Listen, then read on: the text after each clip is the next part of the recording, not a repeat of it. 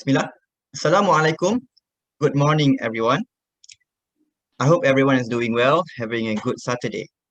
To all parents and everyone's audience here, I hope you are staying well, staying safe at home, staying healthy.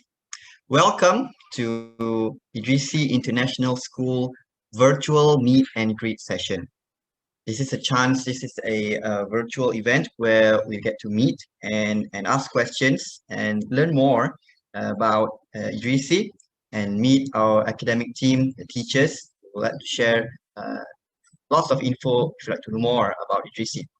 I am Shabir, your host and moderator for today's session.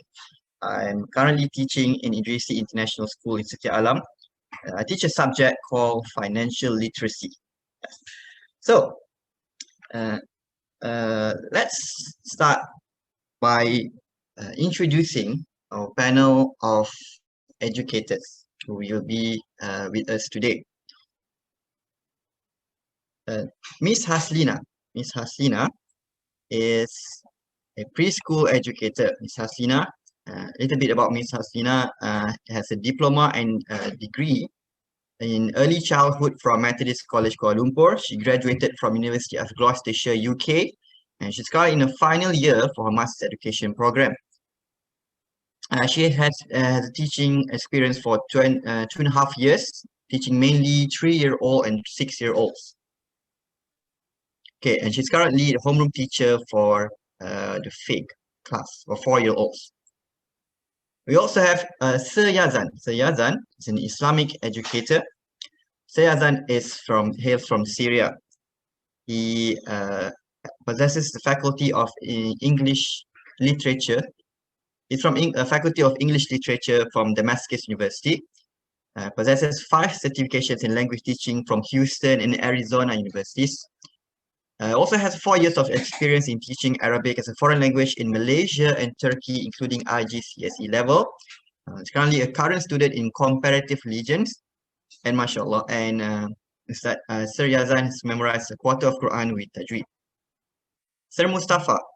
Okay, Sir Mustafa is a robotics educator. He graduated from University of Science and Technology from Yemen. He has a Bachelor of Telecommunications Engineering. He graduated from Masa University, Malaysia in Masters of Business Administration. He's also a certificated Carnegie Mellon Asia Learning as a robotics educator. Also certificated from VAX Robotics as robotics educator and has 5 years of experience in teaching. Miss Noor is an English educator. She has a Bachelor in Education in TESOL from University of Auckland, New Zealand. She's currently doing her Masters in TESOL in UiTM Puncak Alam. She's been teaching RISI for 4 years. And she says that teaching children are the future leaders. All right, indeed they are. So this is a process. We like to flourish our future generation, our future leaders. Last but not least, we have teacher Sir Mio. Sir Mio is our mathematics educator. He is a senior mathematics teacher at Idrisi International School, Setia Alam. He's been teaching secondary mathematics. He's been teaching in schools for almost 10 years. Possesses a degree in quantity surveying and has experience lecturing at universities before working in schools. He's currently completing a master's in mathematics education. So these are what I would regard as my esteemed colleagues here in Idrisi. We like to call ourselves as family. They are my brothers and sisters. So let's take this time to get to know about them. We'll be sharing a little bit of their experience and what Idrisi is about. So as we go through, your audience, please feel free to drop the question in the chat box. If you should have any queries related to academics, we'll be more than happy to address them. If you have any questions or queries related to administration fees, etc., feel free to drop your question in the chat box also, and the administrative staff will be happy to address them. Now, let me share with you a little bit about Idrisi. So what is Idrisi School? Idrisi International School is a homely international school, eco school based in Setia Alam, Selangor. And very soon, coming soon in this September 2021, Idrisi will be launching his modest eco school, which is Idrisi International E-School EduCity located in Johor. Idrisi is open for preschool, primary, and secondary students. Here, students will learn in smaller classes or with size of fewer than 25 students. That gives some control, it gives some freedom, it gives some autonomy for teachers and students to have a comfortable and effective learning experience. School sessions for both campuses will be held from Monday to Fridays. For additional information, we also have specific programs for special needs children soon. As for the fees, let's get it out there. The GC is among the most affordable international schools in Selangor and Johor, with tuition fees below 22,000 ringgit per year, and that comes with a 5-star rating awarded by the Ministry of Education of Malaysia. Without further ado, let's begin our session. So in this first round, we'd like to have our panel of educators, STEAM educators, to share a little bit about the subject, what program it encompasses, what benefits, what makes it different from what sets it apart. All right. So to start off, Teacher Haslina. So we'll start with Teacher Haslina as an educator in preschool. I'd like to begin by asking you to share a little bit about the preschool, Idrisi Preschool. Okay, so the floor is yours, Teacher Haslina. Thank you, Mr. Shabir. Assalamualaikum, everyone. I'm Teacher Hastina. I'm actually one of the new addition to the Idrisi School, and I've been joining in Setia Alam. I am a teacher in the preschool, as Mr. Shabir mentioned. So what made me choose Idrisi as a school to teach was actually because of their nature-based and also their corner-based learning. It's actually corner-based where the students will actually move around instead of the teachers, because there was a traditional mindset where the students have to be in a classroom and teacher will need to move in and out so that the students won't go out. They are not going to be like too hyperactive and everything. But now we let them go out instead. So they are more relaxed. They know that they are in control of their learning. They have a routine to follow. It's not that they just go into a corner. They don't simply go into a corner, but they know that, okay, once I finish this, I'm going to go here. They get in freedom in a way that they don't feel trapped to be in one classroom, and it's like kind of claustrophobic. So, and then we do have sessions where the students will actually initiate on what they want to learn. At least for me, that's how I do it. So I ask the children, what do you want to do? How do you want to learn? Like I teach them numeracy. So we have certain videos that we play, and then we will move that. I mean, it's like body movement to get them activated. And then we are like, okay, what do you want to do? They will say, teacher, can I play this? Can I do this? Can I do that? So it's mainly come from the children for me. And okay, they will say that, okay, they're in preschool. What kind of Islamic culture or things we will build in them? So what I believe is like, they need to be confident first, because they are still young, and then now they are kind of restricted. So they can't be going out more often. They don't see people that much. So we have one of the subject called Create and Connect, where students will actually be given a theme. They will create their own things, and then they will share about their things. So it gives them more confidence that I have made this, so I want to talk about it. Like one of the critical skills that I believe that students should have. And then since they're young, so we do instill like Quranic, we have where it's not too much. They will just learn like basics like Al-Fatiha and also Surah An-Nas. And then of course the Arabic letters like Alif to Ya. And then they have Zuhur prayer as well. It's led by the students. Okay. That's all from me. So in case if you have any questions, you can just feel free to ask me. I'll explain more. Thank you. Thank you very much, Teacher Hasina. Well, I'm sure there'll be a lot of interest. Preschoolers are the basic, foundation for a generation. When we start them young, being educated well, being raised well, the future is bright.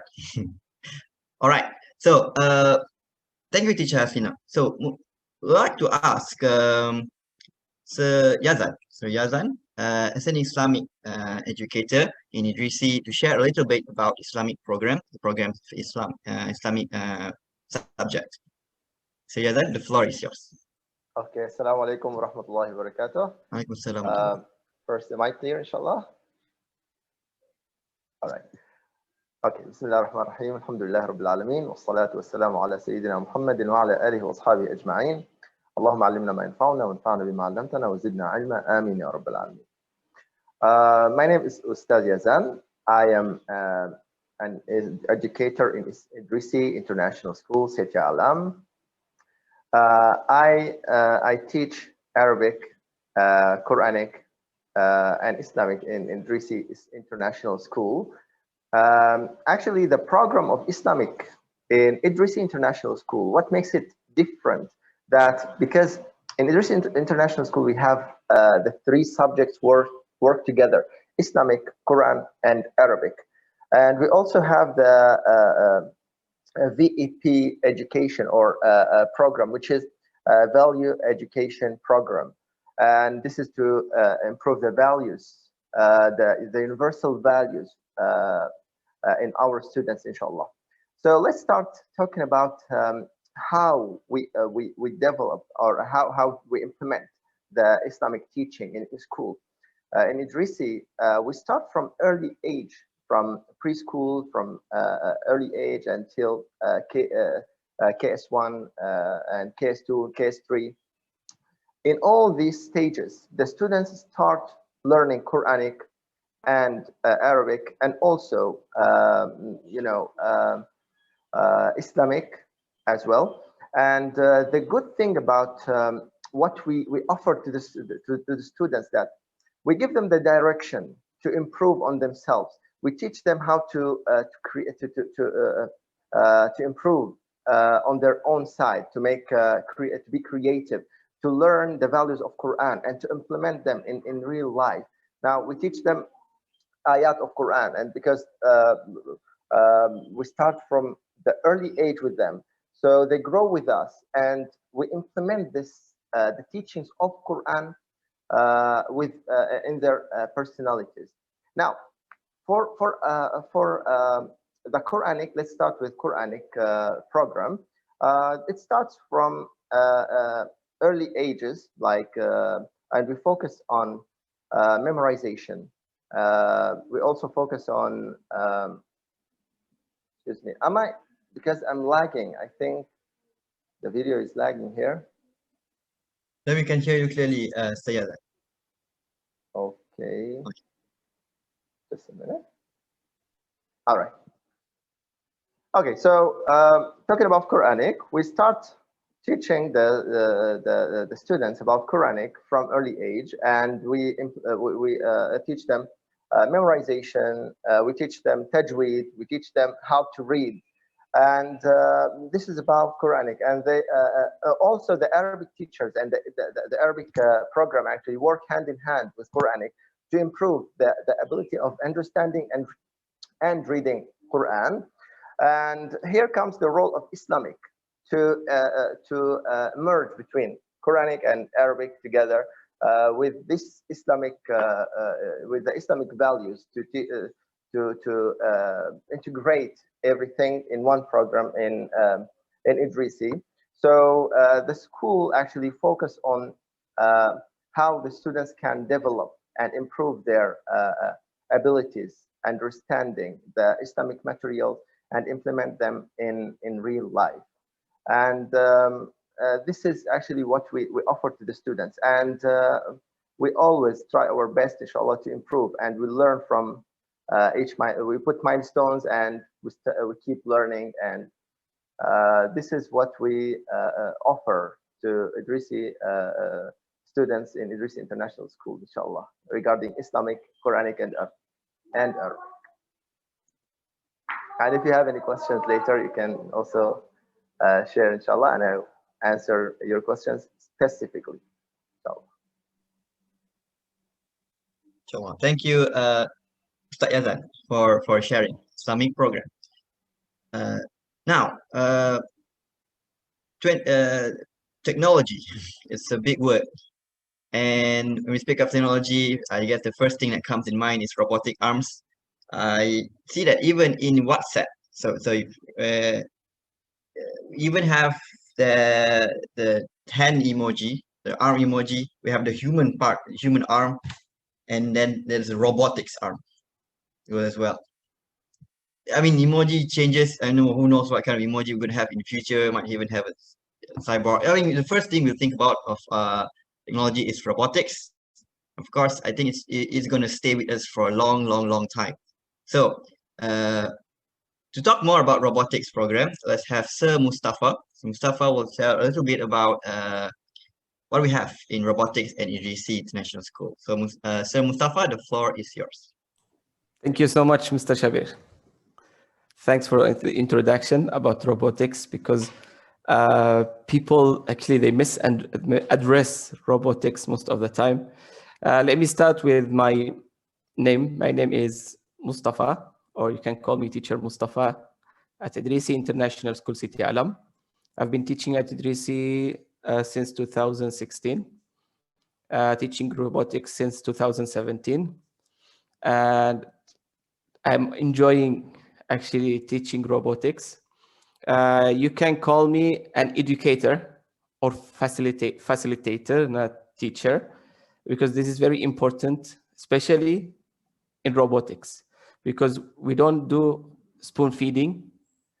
We just facilitate for the students. They go on. They are the teachers, actually. Most of the time, I am the student. So let me address the robotics. What is robotics first, and why is it important? Number two, and number three, what is special in robotics at Idrisi? If we start with the question number one, what is robotics? Actually, robotics, we call it educational robotics or education robotics, because there are the different robotics field. There are robots, when I talk to the kids and I say robotics, they think that I will bring a very big robot as big as my size, and then with the arms and the face. And then when I bring that kind of robot, they will say, okay, Ustad, is this a robot? Yes, it is a robot, because this is called educational or education robot or education robotics. The education robotics, the good thing with it that the students, they will learn about many different areas. Let me address them here. The area number one, understanding our world more fully, because our world now is more in technology. So we need that generation to grow up learning about the new world that they are going to. It's their future. Number two, integrating STEM education in novel way, or you can say in a new way, because STEM, it's 4 areas actually. And when we study robotics, we are covering 4 areas, not only one area. And the 4 areas are STEM, which you see, STEM is an abbreviation of S for science, T for technology, E for engineering, and M for math. Actually, we applying the 4 concepts when we study robotics. So this is a good thing. They are applying those areas in a different way, developing computational thinking, and this is very important and very critical, computational thinking. And I receive a lot of questions from students. They say, Ustad, what's special with computational thinking? Computational thinking, it's the way that the computer thinks, simple way. And the way that the computer thinks is the way that we can understand the robot and the new technology. Also, the problem solving skill, which is about, it has a lot of, we can say in problem solving, the one we teach, it goes in stages actually, and become more comfortable to iteration. They feel more comfortable to repeat and repeat and repeat. Try and test, we call it. Try and test. Add to that hands-on. They are using their hands to build. They are using their hands to program. They are using, so it's more into hands-on. Also, they will get used to failure in a positive way, which means that because they program, for example, right? When they program, maybe the program is not 100% correct. They will get some failure in the program. So they will take it, well, while they are happy, they are smiling in the same way. They will take it and go and try again, reprogram it or fix the program, download it, try again. They are rushing to finish earlier. So it will help them, or it will give them the value of repeating and repeating until you get successful. Also, we are learning about the jobs future, like the future is moving into technology. So they are adapting to that. Add to all those things, creativity, teamwork, leadership, a lot of areas actually it's covered by robotics. Inshallah, we'll talk more, but I will receive questions from you, inshallah, parents. And then I will be very happy to answer and address your questions. Thank you, everyone. Thank you, Sir Mustafa, for sharing about robotics. Who knew robotics can be more than just fun? It's a learning experience, and it's so much more. All right, so let's go to English. So we have teacher Noor. So English is definitely, as we know, an international global language used in most countries around the world. But it's a lot more than just knowing the alphabets, the grammars, how to write essays, or how to write to make a good presentation or resume. So I'm sure teacher Noor will be sharing a lot more, sharing about English English subject and English program. So teacher Noor, the floor is yours. Thank you, Mr. Shabir. Okay, so before I begin, I'd like to just introduce myself again. So I'm Miss Noor. I'm the English educator in Idrisi School. So Alhamdulillah, I've been teaching for 4 years in Idrisi now. So English in Idrisi is different in a sense that we immerse the children in the environment. Definitely being in an international school, English is the medium of communication inside classroom and also outside classroom. But what is the difference in the English lesson itself? So reading is the biggest component, and in fact, it is the most fundamental component. So children will be exposed to a range of texts. So the vocabulary would be fiction, non-fiction, poetry, play script. And when they learn all those sorts of texts, they will also learn the culture of the text. So this is what we want the students to learn. So we want our children to have the cultural competency. So not just learning what happens next in the story, what happens before that in the story, but we also want the students to learn the culture, so to be a more understanding and open, accepting member of society in the future. So with English, we are preparing not with just English, but also with other subjects, and English also. English is part of it. We are preparing our children with the future. How can they be a better member of society?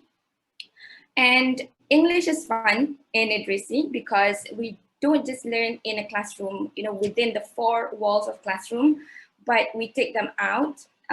For example, we have activities like Language Day. So previously, pre-COVID season, before COVID came around, so it was a practice where students get to dress up based on their favorite book characters, and they get to perform, they get to do poetry slam. So all of that will connect them to English beyond the textual level. So when COVID came, we shifted the idea to something still fun, but of course they cannot dress up, of course they cannot do book parade, but we had a virtual escape room. So we bring in English, but we do it in a fun activity where students still get to play, students still get to use the critical thinking, whatever skills that they have learned in classroom, and they apply it during the event. So overall, English in Idrisi, we have 5 times a week, and also an additional of library time. So the additional library time is when students get to just leisurely read, and they will not be assessed. We just want them to really engage with the text and enjoy reading. So that is the culture that we first want to implement before anything. So if you want to learn English, you have to first love reading. Yeah. So I think that is all from me. If you have any other questions, feel free to drop your questions, and inshallah we will address later. Right. Thank you. Thank you very much, Teacher Noor, for telling us a whole lot about English. It's definitely more than just a language. It's about immersing into a culture, and that's what makes learning English in Idrisi unique. Last but not least, to talk more about mathematics. So we are surrounded with numbers and so many applications, how you can do. You might have a love-hate relationship with math, but let's push, we're going to change that or maybe have a more love-love relationship with mathematics. So to talk more about that, we will have Sir Muir, a senior educator in Idrisi International School, to talk more about our mathematics program in Idrisi. So Sir Muir, take it away. Right. Thank you, Shabir. Assalamu alaikum and a very good morning. Now, I'm sorry about my voice. I've been coughing for the past couple of days.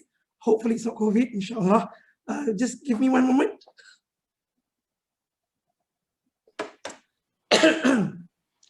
Right. As Shabir mentioned, with mathematics, basically among the teachers, we're considered to be the villains.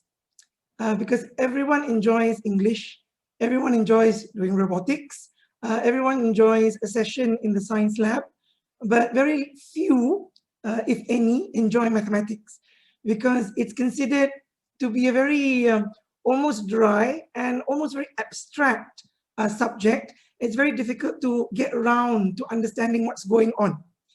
And I also have the sort of responsibility, unlike my colleagues here, is that I teach secondary mathematics because in primary, like Teacher Haslina dealing with the numeracy at preschool, and we've got our primary teachers as well. You have the whole idea is to try and get them used to numbers, and we try to get them recognizing the numbers, recognizing it as a new way of thinking, as a new way of communicating. So that is what happens at preschool. But the challenge is, and I think most parents are always more concerned, once their child goes to secondary, it tends to get more scholarly, and that's where the graft comes in. There are two main challenges. I'm not going to go into too many details when it comes to teaching math. One, as I said just now, that math has a very bad reputation. And again, we have a new condition nowadays where in our own school, we have students which suffer from math anxiety because whenever they see numbers, whether the numbers be it in biology, physics, or chemistry, they suddenly just shut down. So the problem is, I think, how we tend to try and overcome that in our classes is to try and then not so much as have a psychiatric session with the students, but what we're trying to do is to try and get them to have a healthy mindset with mathematics, to have a good relationship with it. I think that is extremely important. So the approach that we tend to take with teaching maths, yes, we're teaching them the conceptual understanding as well as the procedure and how to do things mathematically. That is, taken as granted, as given. But what's more important is we're trying to also develop so that they see math as something which is not essential to their functioning in the open world, but it's something that is almost poetic. This is where students always say, it's easy for you to say that, how can you say that math is elegant and poetic? It's just numbers. but we're trying to get through that by when they do the math, is that we need to try and introduce them to see how the numbers connect. Because at the end of the day, I think the misconception about mathematics is that it's not about numbers, it's about patterns, it's about order. And because we like things in an orderly fashion, when things are orderly, when the world, when you see it, the universe is orderly, then that is where the beauty is. So that is what we're trying to communicate through our math sessions. The second challenge about math is essentially math being abstract. It's about conveying that abstraction. What it means is that At preschool, you learn math in a very concrete manner. I've got 3 apples, I've got another 2 apples, I put them together, I have 5 apples, right? So it's very concrete. You see them, you're playing with actual physical manifestation of numbers. However, as you move on from concrete to what we call iconic, to something which is symbolic, that is where the difficulty comes. Students, why they have problems in algebra is essentially because we're no longer dealing with numbers as we see them, but it's because we're dealing with unknowns and variables. So I think when we try to teach math, I think this is where it's important from preschool right up to primary, right up to secondary, is to build up that route, okay, that trajectory from the concrete to the abstract, so that because only then can they see that they can apply those rules in any other situation. Whether, you know, if you, people always complain, if I get a math problem, I can do this in class. Suddenly in the exam, it's something else. You just tweak it a bit. You know, what happened here? Why is it, you know, like find X, and then they'll just circle the letter X, I found it.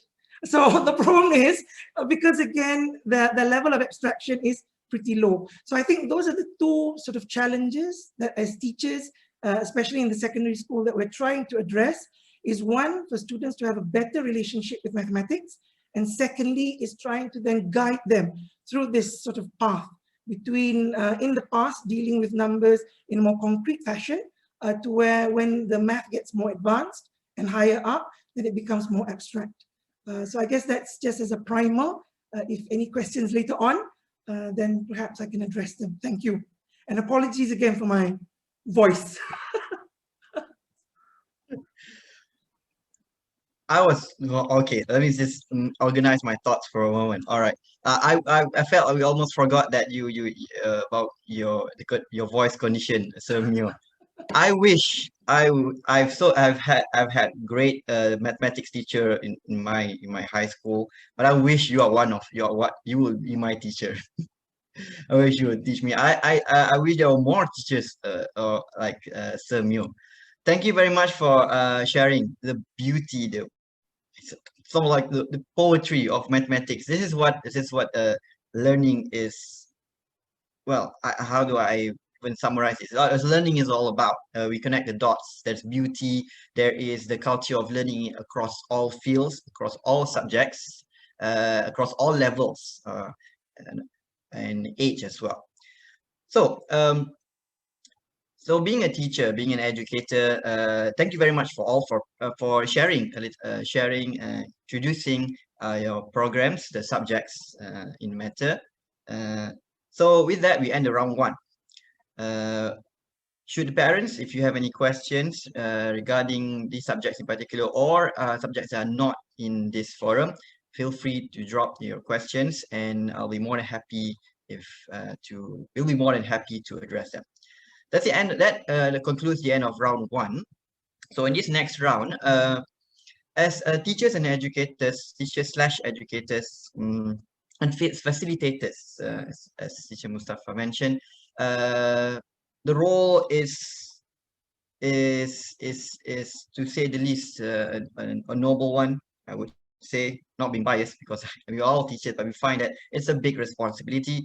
Definitely through each time, through each how do I say it, to each part of our life, there's always there are new challenges.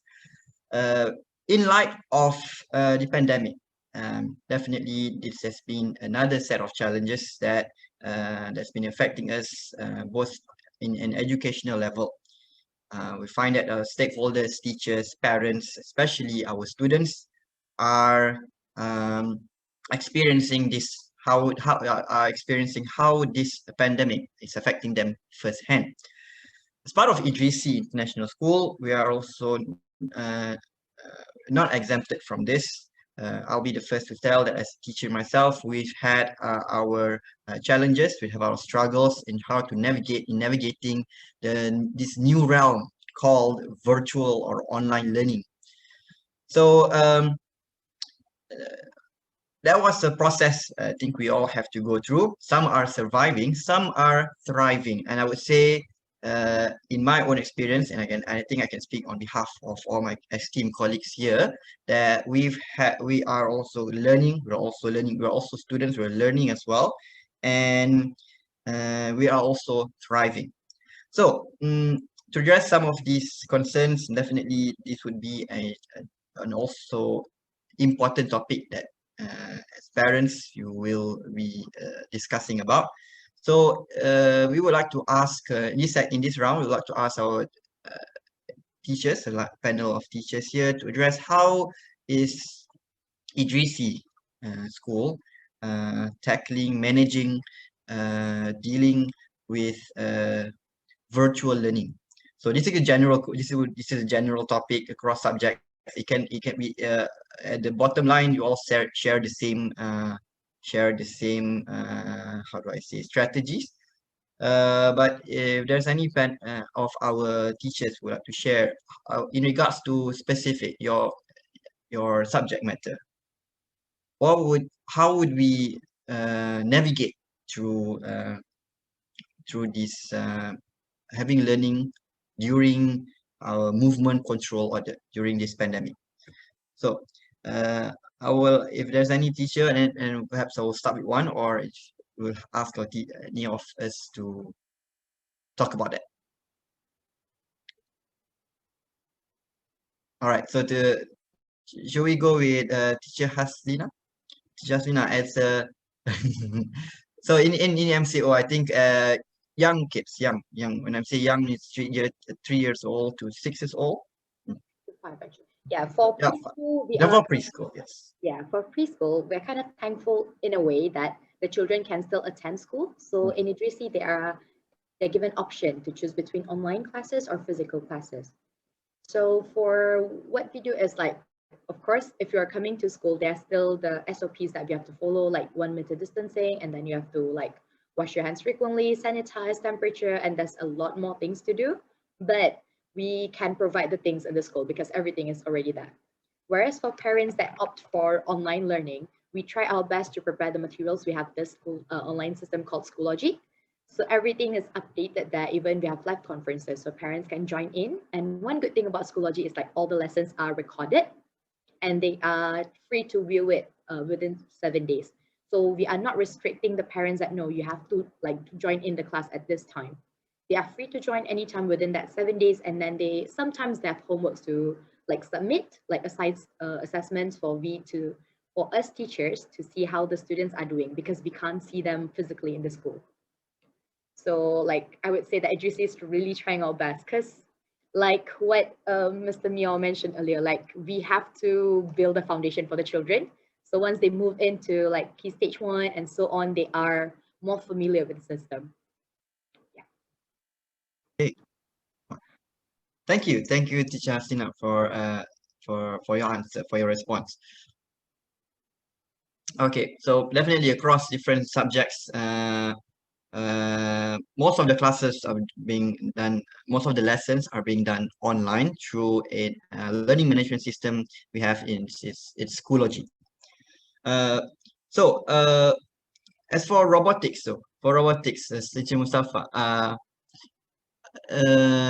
robotics is mostly hands-on. There are parts that includes programming, learning coding and programming.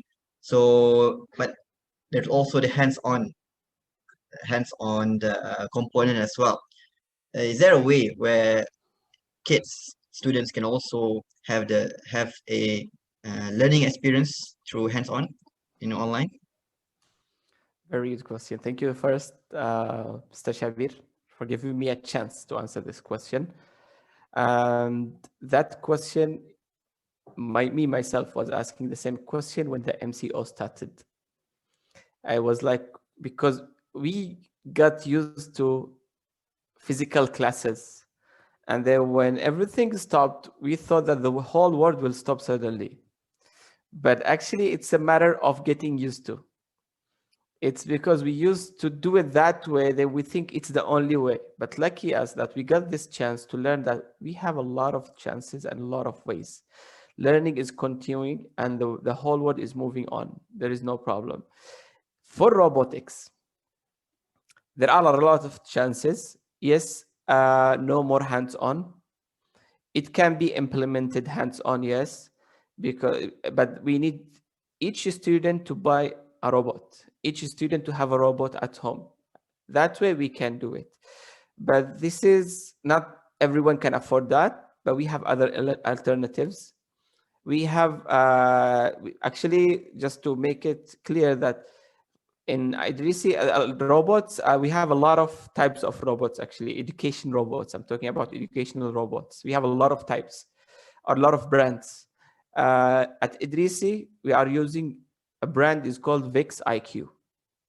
Actually, VIX is a robot was created at the beginning by a group of students at Carnegie Mellon University. Then later on, they changed it to a brand, and then they have their own website now. It's called VIX. If anyone wants to go and navigate there, it's a very nice brand. And we are using a type of robot. It's called IQ. Lately, VIX, because of the pandemic, the beginning of 2020, they released a version of VIX. It's called VIX Virtual. The VIX Virtual, it's a totally virtual robot that you can equip online, that you can choose your devices that you want to attach to the robot, sensors, everything, and then you program it and run it. It's hands-on, but your hand on the mouse, yes. It's not on that robot, but the mouse is on the robot. So you are collecting your pieces, not literally collecting the pieces, the robot. You choose the type of robot, the model of robot. It will be there ready for you. Choose how many motors you want for that robot.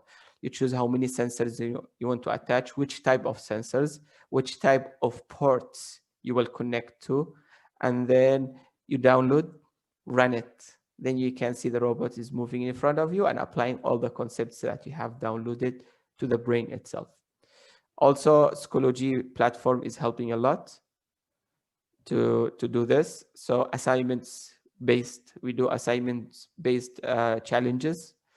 So it's like we learn about programming, or we learn about assembling, or we learn about devices. Then we send the assignment to the students to go and solve and upload to Schoology.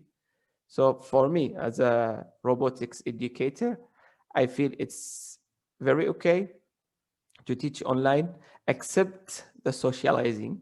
It's different a bit, but we will be into that, inshallah. The board is moving and we are adapting. Actually, we will find our way, and the kids especially, they will find their way. No worries. Thank you, Ustad. Thank you. The last point is that it's so important to highlight. I think we sometimes underestimate the young generation. They are actually more resourceful than we think. They are more capable than we think. I think this it's how we see them, how we as adults in general, how we see our kids would also affect how we treat them, how they are going to see have the different worldview as well. So thank you, Sheikh Mustafa, for talking about this issue of hands-on in the virtual setting. So I'd like to ask Teacher Noor a question. That I think some parents who would be considering having the kids do EGC, they might come from different backgrounds and different levels of English proficiency, English comprehension. Some would have English as a second language. Some have English as a first language. So coming to EGC as an international school, what are our steps? How would EGC as an English educator address this? Right. Thank you, Mr. Shabir. Before I take that question, can you allow me to just address a little bit on the online learning just now? Right. I just like to elaborate more on that. In Idrisi, Alhamdulillah, with pandemic, we managed to still educate our children just like when we have physical classes. That means children in Idrisi, they do not miss the opportunity to learn. They have all subjects. They still experience learning all subjects: PE, robotics, English, mathematics, whatever subjects that are in the schedule, they have the experience of learning them all online.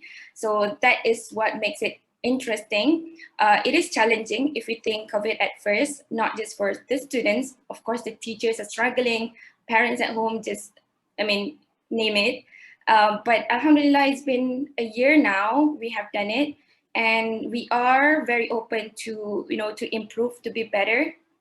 And based on our report card day previously, parents expressed their gratitude that the children are not missing the opportunity to learn.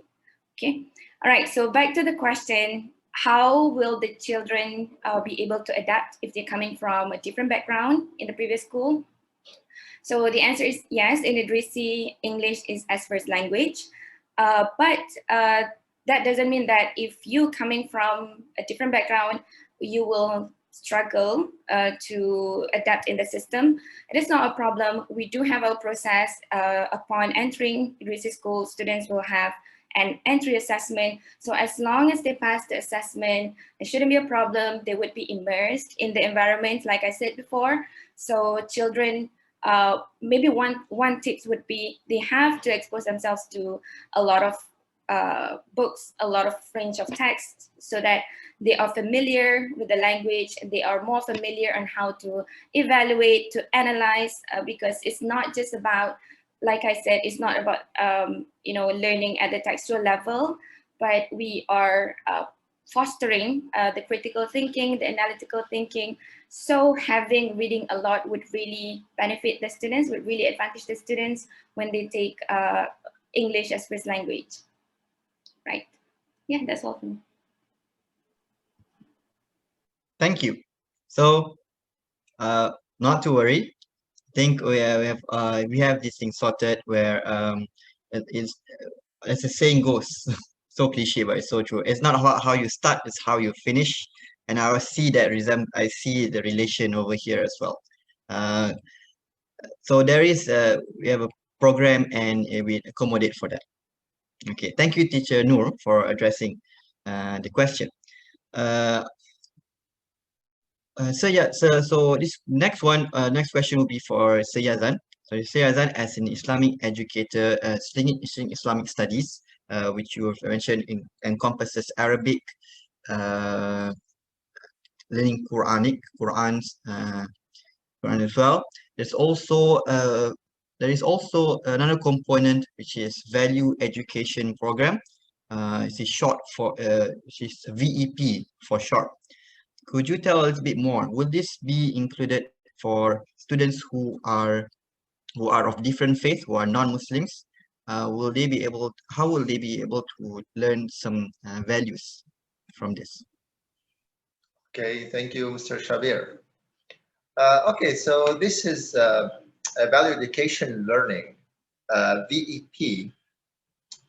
This one actually is an Idrisi EduCity is designed for the non-Muslim students, those who are from different background, because we have two programs. Again, we have the Islamic program for the Muslim students and the VEP program for the non-Muslim students. And for our non-Muslim brothers, we would like to teach them the values that are the universal values, the universal values that can suit all humans, where no matter how different the language is, how different the faith, different color, different faith, at the end, we are all humans and we share same values. We all, so this is what we focus on. We teach our kids, in Idrisi, that the values are more important than anything else. The values are more important than any differences. So the values come first. And inshallah, this is what we are working on. This is what we try to implement in Idrisi. And also for our Muslim students also, like the Islamic part, focus on the values, focus on how to live your life as a good person. Okay, whether you are Muslim or non-Muslim, we are all at the same time. We are all humans, and we would like to live our lives as humans in harmony. And this is what we will try to do, to make that environment of harmony, the harmonious environment in Idrisi, with Muslim students, non-Muslim students. At the end, we are all humans, and like the values that we teach, like how to be good to others, how to help others, how to benefit others, how to benefit yourself and the society. Now, like the center of the value in this VEP program is society and the community itself, or the society itself, not the individual. We don't teach them like you are as individual, no, but we teach them you are part of a community or a society. So how to make yourself a good person, a useful person to the society, with the diversity and different colors, people with different colors, different languages, maybe different beliefs. So this is what we try the students to learn. We try to make students learn that we are humans, inshallah, and we would like to benefit others, to benefit the humanity. And this is what we try to do with this VEP program. Okay, thank you very much, Sayazan, for sharing. So VEP is short for Value Education Program. I guess we as part of humanity, we do share definitely some values regardless of faith, creed, and these are the ones that unify us. So we focus on the values, and these are the things that will help make, so cliche but so true, make the world a better place. Right. Yes, thank you very much, Sayazan, for sharing a little bit about Value Education Program. I would like to have the last question for Sir Muir. Okay, so Sir Muir, for secondary, so as an educator, you're teaching secondary students in mathematics. Secondary students, we would say they are not adults yet, but they are no longer kids. They're in the middle. So it's sometimes we and we've all been there. So we can say that before they leave the world and we let them go and travel the world and learn to be adults, going to college. How would Idrisi in general, would Idrisi in general prepare secondary students for their higher education? So perhaps you can start in mathematics, in your expertise in mathematics, or in general as well as for secondary students. How we prepared, how we prepare them for college, university? Right. Thank you, Shabi, for the question. Although it's a fairly general question, I'm not quite sure how I'll address it. Okay, yes. Maybe some mathematical model may be needed.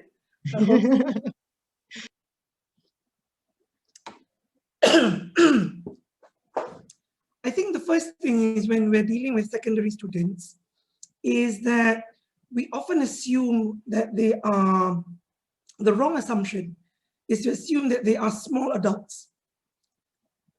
Because again, teenagers or adolescents are not small adults, because it is during this period between the ages of 11 to about 18, there are a lot of both psychological, biological, and emotional changes going, or they're undergoing a lot of changes.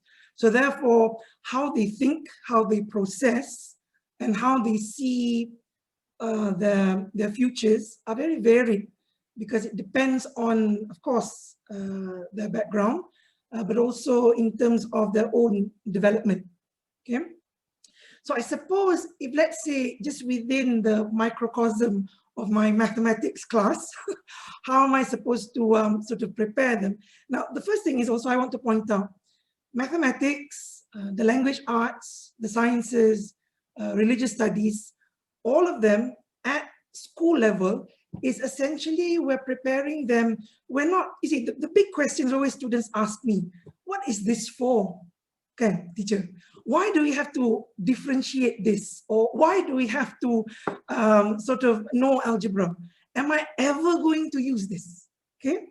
Now, again, if I may take the analogy, for example, from English, is that in English, when it was during my time, and I'm sure during now as well, part of the curriculum requires them to learn a bit of Shakespeare. And why is it necessary for students to read Macbeth or even Romeo and Juliet? Okay. The point is that it's not about the content of Macbeth, about the play itself. It's about inducting students to the culture, which is important, because we want to bring in people to become citizens. And therefore, we need to prepare them with enough sort of background knowledge in order to be able to make them understand and be able for them to perceive the world in a way that, well, it's a bit presumptuous to say that I want them to see as I see it. But at the end of the day, the curriculum at school, whether it's primary or secondary, it's about shaping that mindset. And they have the tools in order to understand that reality. So I think this is where, from purely an academic point of view, when we're preparing adolescents to become adults to work in the real life, I think we will do them a big service if we teach them properly, equip them with the necessary tools and the cultural references that they can bring into their lives, then they will become better people. Because we sell them short when they don't know anything and go to the world. That's when problems happen. I think that's my need. You know, I'm not trying to, you know, sort of downgrade anyone when, you know, they don't have proper schooling. But the whole, I think, point of schooling for about 11, 12 years, right? Before they go on to college, university, and then having a career, is essentially building that kind of perception, isn't it, of what reality is, and then they can function well in it. So it's a bit like what Teacher Noor is trying also to do.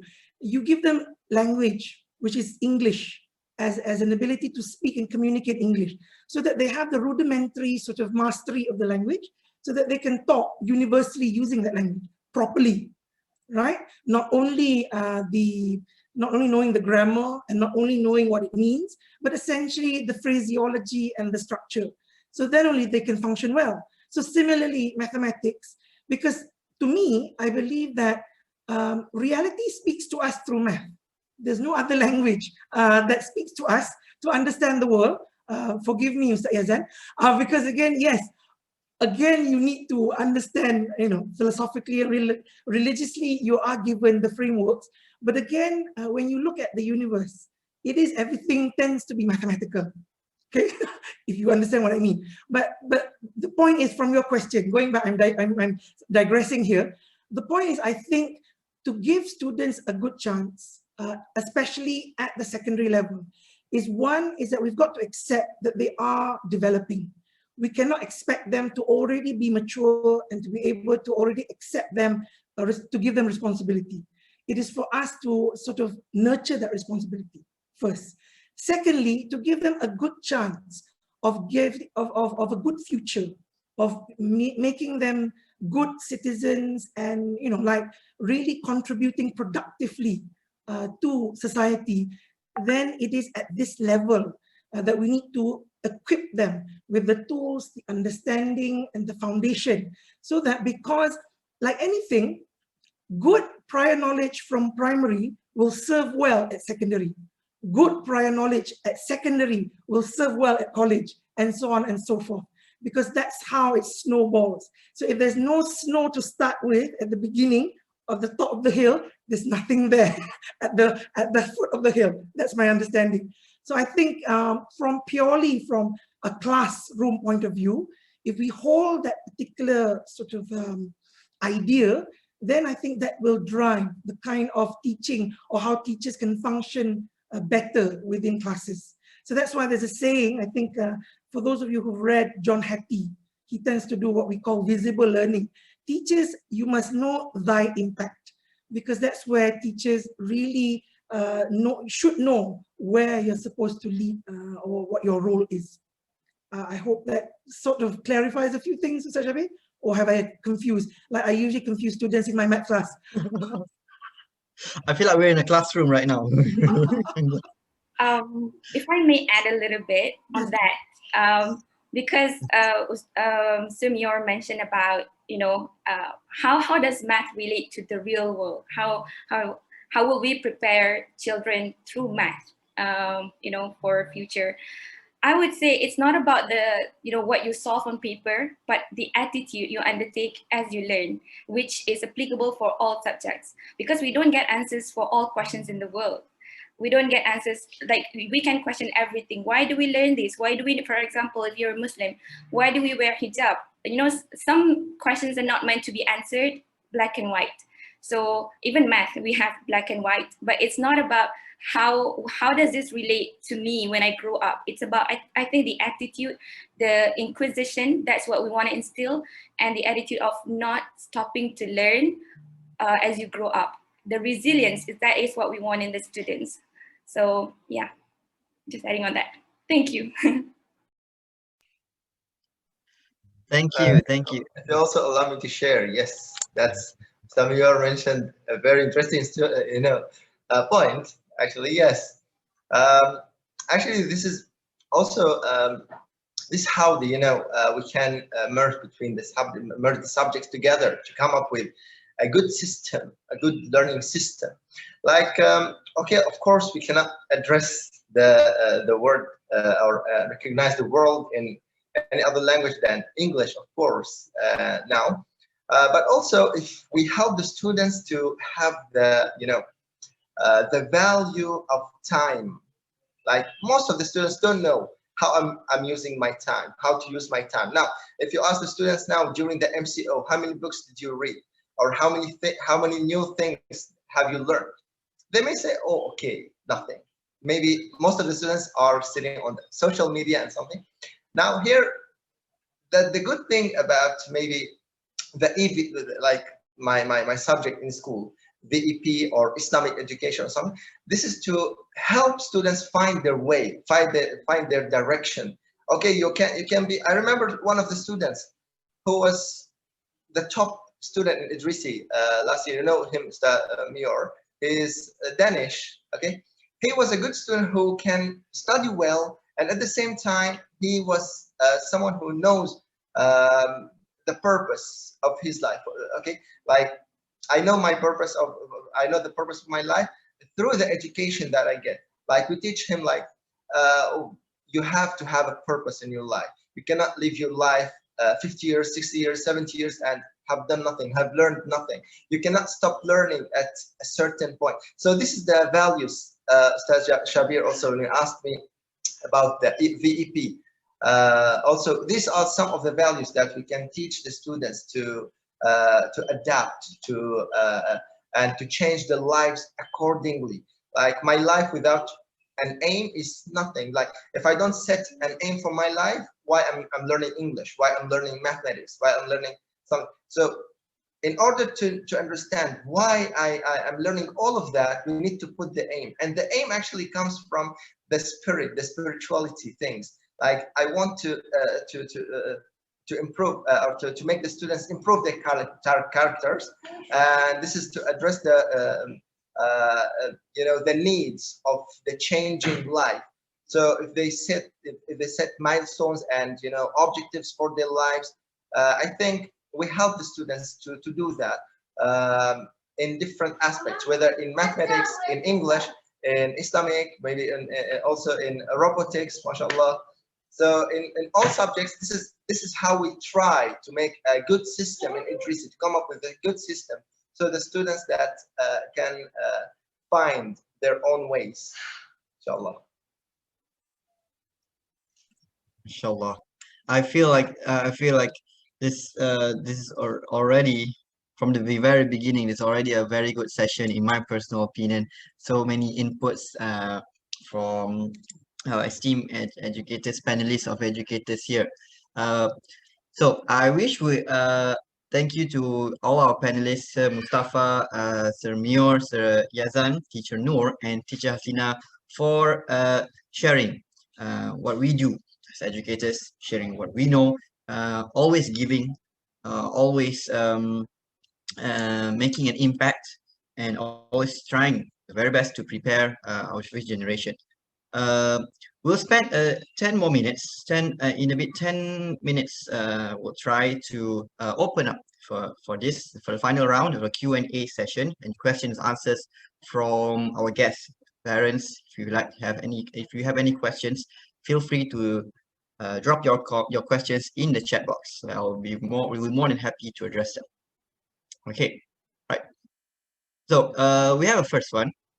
How do you teach politeness in speaking with interlocutors of different age? How do you teach politeness in speaking with interlocutors of different age? Okay, that's an interesting and amazing, good question. So the keywords are politeness, different ages, perhaps those who are older and younger. Maybe we can set that context. All right. Yes, yeah. Yes. All right. Yes. Thank you very much for that question. So I'll open this. This is a open floor. If there are any of our panelists would like to address that, would like to say about that, or to respond to that. I'll start the ball rolling, okay? All right, so how do we teach politeness? It is not taught, I mean, we teach politeness to our students both implicitly and explicitly, I would say. Explicitly is through our, of course, subjects like Islamic studies and also VEP, Value Education Program. Just to let you know, we used to have a program where we had this program called Salam program, where students were encouraged to greet people around them, no matter who they see, teachers, their friends, the helpers with Salam, and then they will be rewarded with stickers. And those who collect the most stickers at the end of the day will be the winners. Of course, that works with primary children, the younger ones, because we want to motivate them. We want them to, to greet people with the best greeting, which is Salam. But at the same time, as the program went, we also keep on giving them the consciousness of why we are doing this. It's not about winning. It's not about getting the stickers, but it's about why do we do that and what kind of environment do we want to create. And it cannot start if it's just a work of one person. So we start with the students, and we also extend it. It can be anyone who gives Salam. It can be the teachers, it can be the helpers.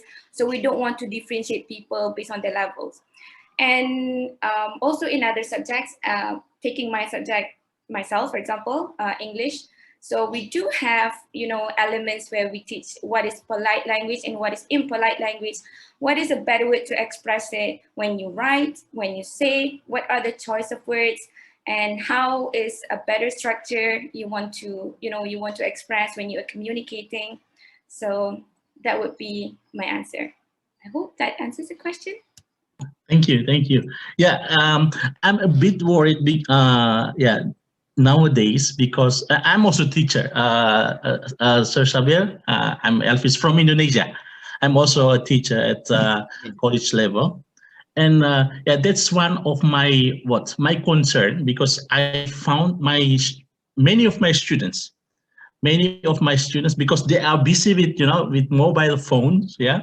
Sometimes when we pass in front of them, they never give them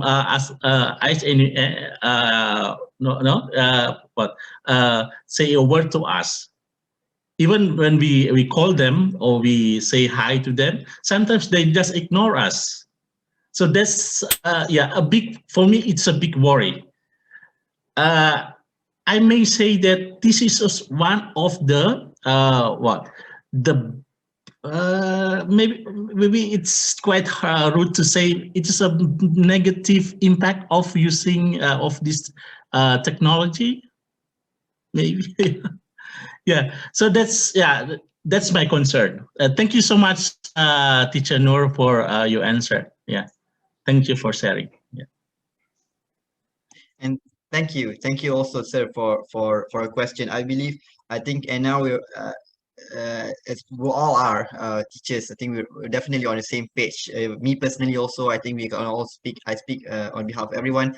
Apart from an academic uh, learning experience, we cannot ignore the social and emotional aspects as well. And through virtual learning, there is that missing part there. But definitely there are also ways. So teacher note that would say if we through education, it takes a village. It's a very common. It's an old saying. It takes a village. It takes a school to raise one kid. So I think we're all already on the same page. Um, Definitely 1001 ways that will work for different levels, different age, and to in this case inculcate and encourage kindness and politeness. And so, Shabi, Okay. if you don't mind me adding in something. Yes, sure, definitely. I believe that No, no. modeling, if you show them through modeling, that works the best. Because if you show them that, okay, even teacher is communicating with someone that's not even a teacher or like a helper, but we are still using kind words. No matter what they did, even though they are like, let's say they broke something, we're not gonna lash out at them. We'll still ask them politely, what happened? Are you okay? So like leading by example really helps a lot as well. Sorry. Thank you, teacher Hasina, for sharing as well. Yes, Sir Mustafa. Thank you so much, Mr. Shabir. Yes, I was about to explode. I want to talk. Since it was about technology, then I would like to highlight or address I can address an advice for me first and for everyone maybe, because this is the right time now because we are all moving to online classes. So it's a very good chance because we are complaining of the social media, the technology is taking the time of us and our kids and everyone's. So this is the best time that how can we expose our students or our kids or our friends or our brothers and sisters to go more into the social media or to go more into the technology in the way that we learn, in the way that we take the positive things, not the negative things. Unfortunately, when the technology came and the social media and everything came to their life, we know only about gaming. We know only about social media, Facebook, post your pictures, right? Myself was the first one. Like when I heard about Facebook, I asked my cousin, what is Facebook? He told me it's a platform that you can share your photos, that you can talk to others, you can socialize. Okay, the way that I received is the way that is stuck in my mind, and from that time until now, I just in my mind, if I want to have fun, I just go to the social media. While there are a lot of things that we can get from social media, like learning, like build our career, find new experience, a lot of things there. So what I'm trying to say that this is the good chance that we can expose our kids or friends or anyone that please go learn. They will say, for example, as like I got stuck, like I'm staying at home, I have nothing to do, I'm just serving the social media. Why not to go and try programming? I see, I'm promoting for my subject now, huh? Okay, why not to go and try programming? Try it, it's a lot of fun, and you can create your own games, your own program in a very simple way, because programming nowadays it's much easier. It's called we have a kind of programming, it's called graphical programming. It's blocks based. It's very nice, and you don't have to memorize anything, because people that are afraid like, how come I will memorize the whole string and whole commands of programming? No need. They are there listed down there in blocks, graphically, very nice designed, a very nice color. Just take and drop, and you see the action on the other side of the screen at the same time. Okay, it will help you to spend your time. At the same time, you are getting benefit of your time. You are practicing programming. You are practicing the critical thinking, computational thinking, a lot of things. Number one. Number two, why not to go and try the VIX virtual robotics? There are also another 3D software that you can create your own games So why not to move from users to become a developers? That's it from my side. Thank you. Thank you, Sir Mustafa, and all panelists for the question. I think we brought a very interesting, very important discussion. Okay, I'm not part of the panelists. If I may fill hands up also, I think we have a lot of say also. What I feel, which is what I find beautiful and very special working in 3C is you feel like a family, where say in raising a child, both parents need to be on the same wavelength, think on the same wavelength, or operate on the same manner or on the same value under the same principle when educating the child. If one parent says differently, another parent says differently, then the child will be confused. So in that sense, in that manner, uh, we're not just purely speaking from our own whole or even different subjects. All it's about connecting the dots where across all fields, mathematics, robotics, Islamic education, English, numeracy, across all subjects, we speak to each other. So like parents speaking to each other, teachers speaking to each other about said student, or particular students, or students in general, of how one subject or one field is related to each other. So there is that value, there is that principle. Okay, so it's been a nice discussion. I'm afraid I wish we had more time to have this meet and greet session. I would like to thank all our audiences. Thank you for the questions. Thank you for the time. I'd like to also immensely thank my esteemed colleagues, Sir Mio, Sir Mustafa, Teacher Aslina, Teacher Noor, and Sir Yazan for your time, for this valuable discussion, this meet and greet. Idrisi will be open. If you have any questions, stay tuned or contact Idrisi on Facebook, on Instagram, and pray that once the MCO is lifted and we get back to better lives, the school will be open for a tour in Edu City and in Setia Alam. So prospective parents, you and your child can stay and feel it yourself. The registration is also open all year round. As for Idrisi International School Edu City, we will officially open in September 2021. So thank you very much to all of us for this event. It's been fruitful. Hope you all have a good weekend. If you have more questions, feel free to contact us, and we hope to see you all again soon. Stay strong. In bahasa Melayu, say kita jaga kita. Stay at home. Stay safe. Thank you very much. Good afternoon. Goodbye. Assalamualaikum. Thank you so much. Warahmatullahi wabarakatuh. Alaikum salam wa rahmatullahi wa barakatuh. Shabir. Assalamu alaikum.